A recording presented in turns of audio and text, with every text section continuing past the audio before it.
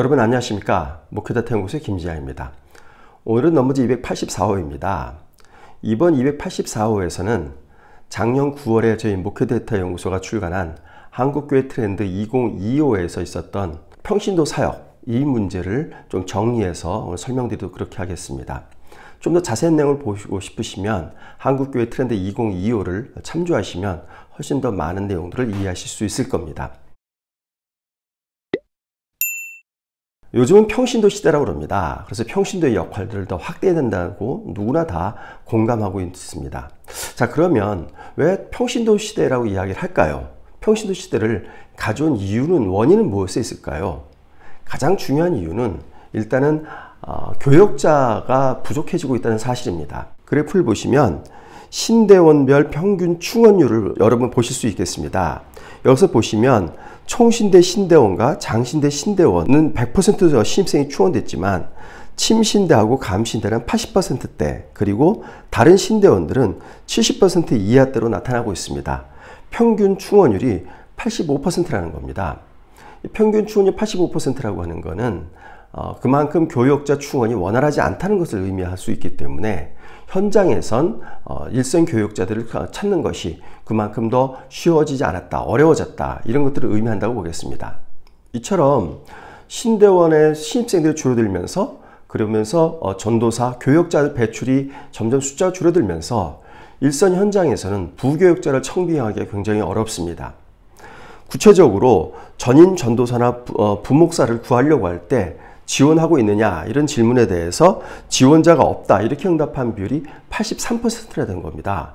그러니까 거의 대부분의 교회가 지원자들을 찾기가, 부목사나 전임 전도사들을 모셔오기가 어렵다는 것을 그만큼 이야기하고 있는 겁니다. 뿐만 아니라 향후 부교역자의 청빙 전망을 어떻게 보느냐에 대해서도 86%의 담임 목사님들이 지금보다 더 어려워질 것이다, 이렇게 응답을 하고 있습니다.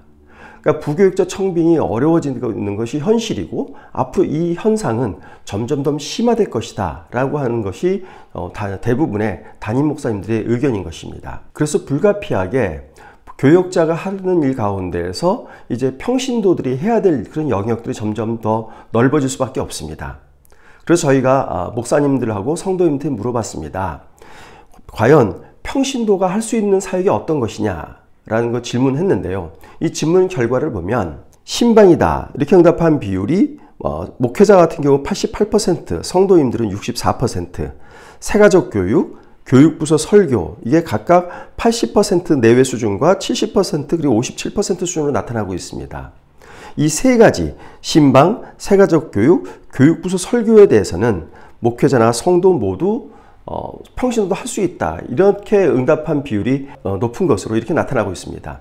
일반적으로 교회 내에서 성도들을 돌보고 이런 문제에 대해서는 평신도도 할 수 있지만, 그러나 예전적인 측면에서는 성도들은 하기 어렵다고 하는 것이 성도들과 그리고 담임 목사님들의 공통된 그런 생각인 것입니다. 교회에서 전도사님이나 부교역자들을 모시기가 어려워지다 보니까 가장 문제가 되고 있는 것이 교육부서입니다.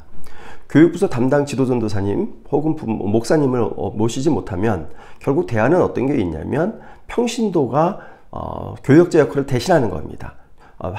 교회 학교에 설교를 하는 거죠. 그래서 많은 교회들이 부장님이 대신 전도사님 대신에 설교하는 경우도 상당히 많이 늘어나고 있습니다.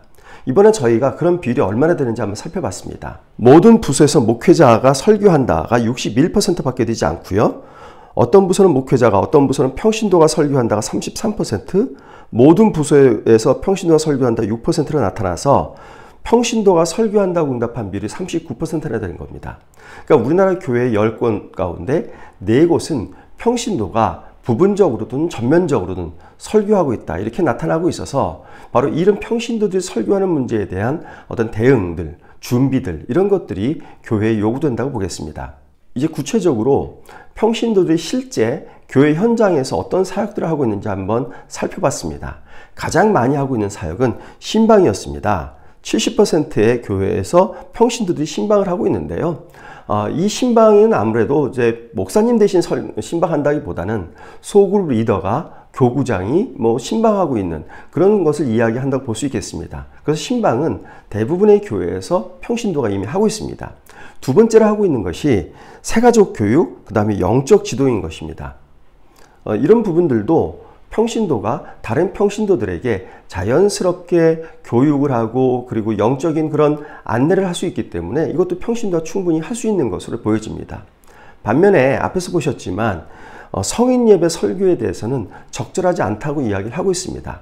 근데 이번에 비율을 보면 한 18%에선 성인 예배 설교도 나오고 있습니다. 이 이야기는 어떤 거냐면 성인 예배 설교는 평신도 하기에는 적절하지 않다라고 생각하고 있지만 현실적으로는 어쩔 수 없이 평신도가 성인 예배 설교하는 경우도 나타나고 있다. 현실적인 문제 때문에 그렇다라고 이해할 수 있습니다.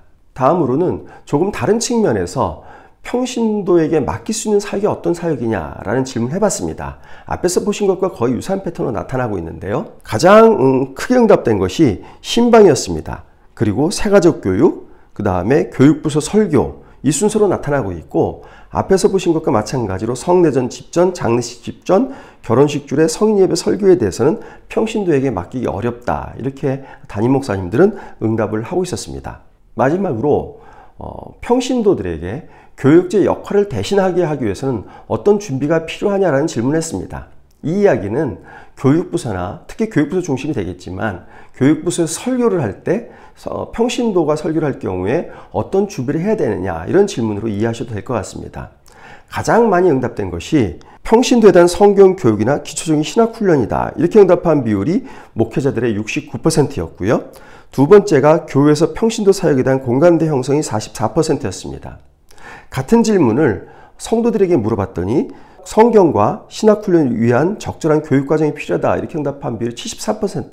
그러니까 목회자들하고 동등한 같은 응답으로 볼 수 있겠죠. 두 번째가 교회 성도들의 전반적 이해와 협조였습니다. 이것도 비율의 차이는 있지만 목회자 응답과 동일한 패턴을 보이고 있는 겁니다. 이 결과를 놓고 보면 우리가 두 가지 생각을 해야 됩니다. 첫 번째로는 설교를 하기 위해서는 최소한의 신학적인 소양이 좀 필요하다. 신학적인 교육이 필요하다는 겁니다. 그러니까 신학적 교육이 없이 설교하다 보면 성경의 본뜻을 왜곡시키거나 혹은 잘못된 내용을 설교할 수 있기 때문에 이 부분이 필요하다는 인식을 목회자나 성도 모두 다 같이 하고 있는 겁니다. 두 번째로는 평신도가 설교를 하거나 교역자 역할을 대신할 경우 이 평신도의 어떤 영적 권위 이 부분을 교회가 인정해 주는 겁니다. 그것이 목회자들과 성도들 모두 교회에서 이해해주고 협조해야 된다는 이야기로 그렇게 표현되는 겁니다. 그래서 실제로 제가 일선 교회를 얘기를 들어보면 부장님이 설교를 했을 경우에 교사들, 특히 교사들이 부장님을 교육자처럼 대하는 게 아니라 같은 교사 수준에서 그냥 부장 대하듯 대하고 있기 때문에 막상 이런 부장님들이 설교를 한다 하더라도 설교에 대한 주목도라든지 그리고 그 말씀의 권위에 대해서 소홀하게 대하고 있다라고 하는 것이 제가 일선 교회로부터 직접 들은 바입니다. 그래서 이런 부분에 대한 교회의 공감대와 인정 이런 부분들이 필요하다고 보겠습니다. 이제 말씀을 정리해 보겠습니다.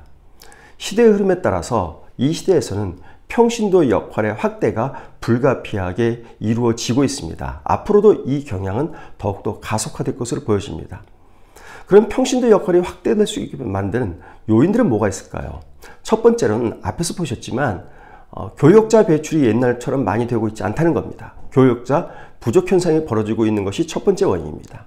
두 번째로는 교역자의 배출이 줄어들면서 교회에서 이제는 평신도들이 그 역할을 어느 정도 부분적으로라도 커버해줘야 교회가 전체적인 목회적 역량이 최대한 극대화될 수 있다는 점입니다. 목회자는 부족해지는데 목회자에게 그 목회자의 역할을 맡겨놓기만 한다면 그렇다면 교회에서의 목회적 역량은 줄어들 수밖에 없습니다. 이 부분을 평신도가 대신 메꿔줘야 그래 교회의 어떤 목회적인 그런 돌봄들이 원활하게 이루어질 수 있고 큰 차질 없이 이루어질 수 있다 이렇게 볼 수 있겠습니다. 세 번째로는 평신도들이 옛날 평신도들과 다르게 이젠 참여 욕구가 굉장히 높다는 점입니다. 이거는 일반 우리 사회정치 부분에서도 그렇습니다만 교회에서도 평신도들이 이젠 더 이상 수동적 존재, 목사님의 지시와 지도를 따르기만 하는 그런 존재로 스스로 자리매김하기를 원하지 않습니다. 스스로도 적극적으로 참여해서 교회의 중요한 의사결정도 같이 하고 중요한 어떤 사역들도 같이 동참하려는 욕구들, 이런 참여 욕구가 점점 높아지는 시대이기 때문에 평신도들의 이런 욕구를 충족시키기 위해서라도 평신도 역할의 확대는 불가피하게 필요하다고 보겠습니다. 이런 평신의 역할을 확대하기 위해서는 교회적으로 어떤 점이 준비된다고 생각이 되냐면, 무엇보다 중요한 건 평신도를 목회자와 동등한 존재로 그렇게 받아들여야 된다는 점입니다. 평신도와 목회자가 동등한 존재라고 한다고 하는 것은 그건 모든 면에서 그렇다는 점이 아니라 이 사역적인 측면에서 같이 나아가야 된다는 점입니다. 바로 그런 이야기는 무엇과 직결되냐면 교회의 거버넌스, 바로 이 부분에 대해서 좀 더 많은 성찰이 필요하다고 보겠습니다. 만약에 교회 거버넌스의 문제를 고민하지 않고 평신도에게 역할만 확대한다면 오히려 평신도들에게는 책임이 늘어나는 반면에 권한은 오히려 더 준다, 권한은 변동이 없다, 이런 불만을 가져올 가능성이 높습니다.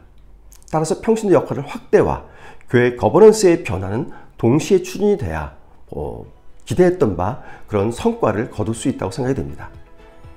네, 이상으로 넘버제 284호 설명드렸습니다. 다음 주에 다시 뵙겠습니다. 감사합니다.